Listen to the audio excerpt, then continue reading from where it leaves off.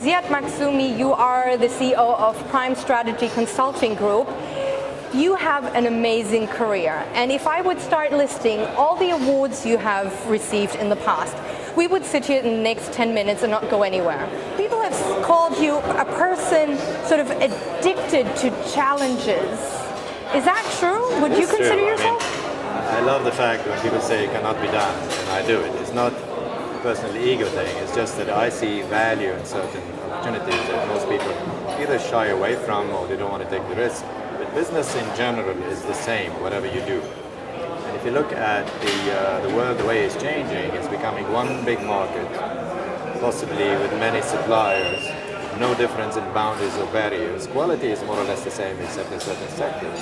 Going back in time to your 23-year-old self, let's say, or 22 maybe, is there anything you would do differently? Well, I grew a beard and I shouldn't have. All my career, there are two things that guided me. Probably three things, because love of my parents and guidance of my mom. But I always do things because I believe it's time to change. So when I was 16, 17, I thought I'd love to go to England, right? The reason is because of Man United, Man City Football Club, because all as kids, we loved football, and because of Wimbledon, because I was the captain of my tennis team in school, and so on. And I thought that's a great opportunity. Now, I had no idea I was going to do that. I applied to go to Stanford to do my electronics degree. I was accepted.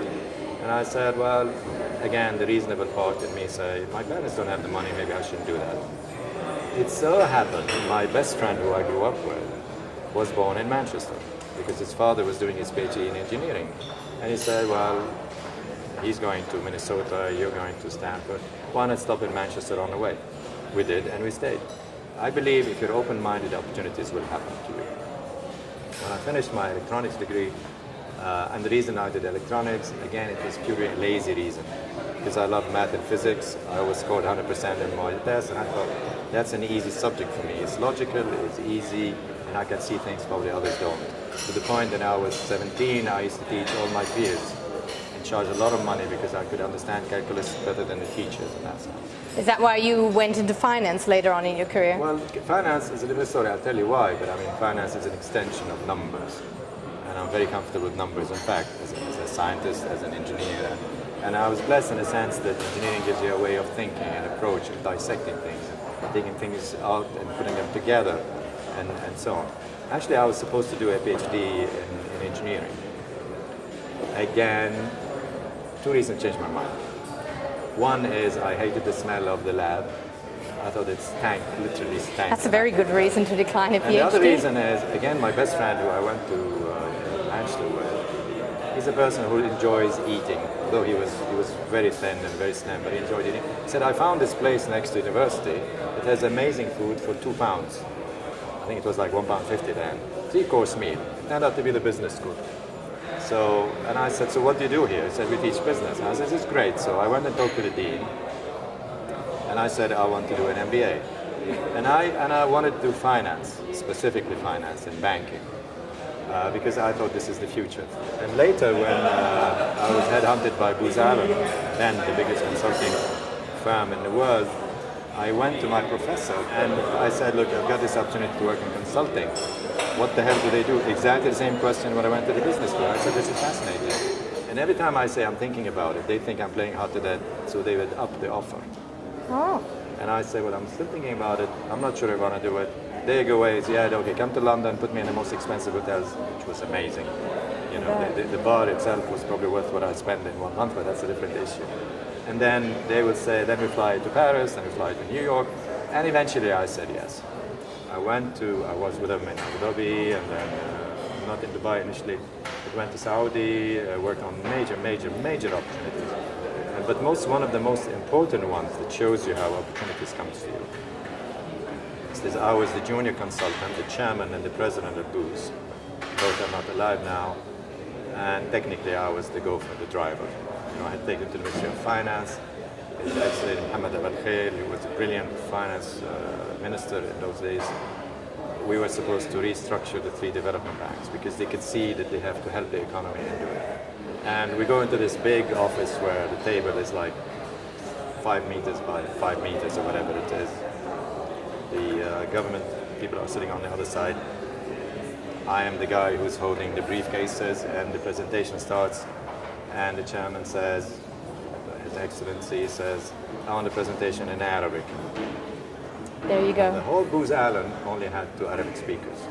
And you were one So of that them. was the chance. And I had to remember what the hell I was photocopying from the reports. And I had to stand up for an hour and a half, give a presentation. Was that the greatest challenge you ever faced? Or No. were there more difficult things? On a personal basis, it wasn't. But it wasn't a challenge, it's just that you go up and do it. So what was the greatest challenge then for you in your entire career?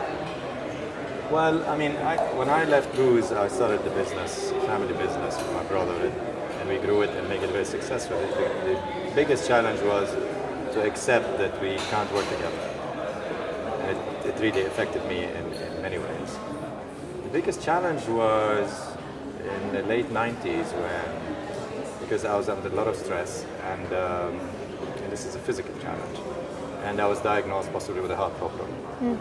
And the doctor said, you have to be on medication for the rest of your life. And I said, you must be joking. So I started running.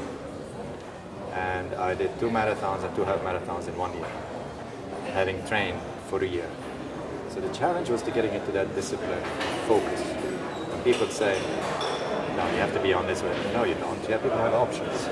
And to me, personally, that was a very important physical challenge. So, you know, I see opportunities and I learn from them. To me, I find it fascinating that I learn from other people, and it's got nothing to do with age, background, culture, history, gender.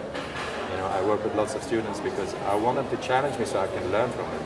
They think I'm teaching them. Actually, no, I'm learning from them.